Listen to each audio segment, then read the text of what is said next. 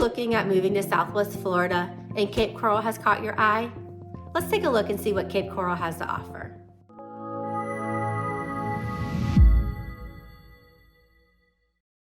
Hello and welcome to my channel. My name is Tricia Gatewood and I'm a local real estate agent here in Southwest Florida. So Cape Coral is considered the third largest area in Florida by landmass. There's roughly 200,000 people who live in Cape Coral. Cape Coral is known for all its canals that they have, and it is a fast-growing building community. Cape Coral is located on the western part of Lee County and has access to both the Gulf of Mexico and the Caloosahatchee River. Some of the things you can do in Cape Coral, there's shopping and there's local and chain restaurants. There is a beach in the yacht club area called Yacht Club Beach. There are 6 different golf courses throughout Cape Coral. There are several different parks to visit, and there are 2 bridges that go into Fort Myers. You have the Cape Coral Bridge and the Veterans Bridge. Both of these bridges are toll bridges. You do not pay a toll to go from Cape Coral to Fort Myers. However, you do pay a toll to go from Fort Myers back into Cape Coral. So Cape Coral is split into 4 areas. You have your southeast area, your southwest, northeast, and northwest. Some of the areas are going to be on city water, and some areas are still on well and septic. Let's start with the southeast section, as this was the first section to be built by 2 brothers in the late 1950s. This area of Cape Coral is considered the heart of Cape Coral. It does have downtown Cape Coral in this area, which has some shops and some restaurants. They also hold the Cape Coral festivities down in this area. So Southeast Cape Corals were the first homes to be built in the late 1950s. These homes are a little bit smaller but have a lot of Florida charm. Some of these homes have been replaced by luxury homes, especially along the riverfront properties. This area of Cape Coral is highly sought after by boater enthusiasts due to the convenience and the unrestricted waterways. So unrestricted waterways is where when you're traveling the canal system, there is no bridges for your boat to go under. So the boat size doesn't matter as long as it fits down the canal. Also, the convenience is these canals are very close to the open waters, and to travel through the canals, it doesn't take you very long to get to the open water.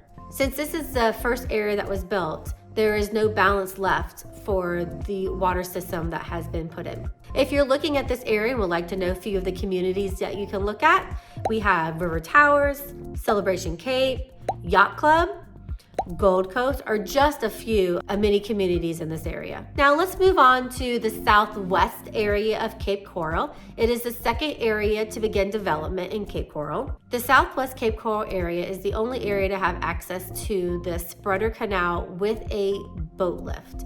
So the Spreader Canal is a large canal that has water that runs off into it and then filters through the mangroves, and then that will filter out into the Gulf of Mexico.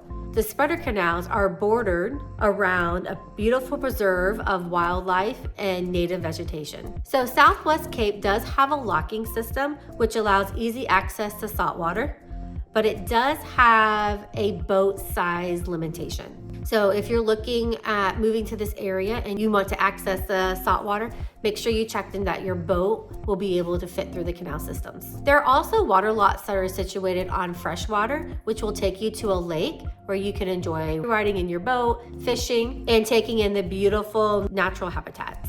Southwest Cape does have their water utilities. However, with it being a little bit newer, there could be some balances left on the property. Some of the communities that are located in Cape Coral would be your Tarpon Point, Sandoval, Trafalgar Woods, Cape Harbor, are just a few of the communities in this area. Now let's talk about the northeast section of Cape Coral. Now this area is full of new construction, has vacant lots ready for development and room for growth.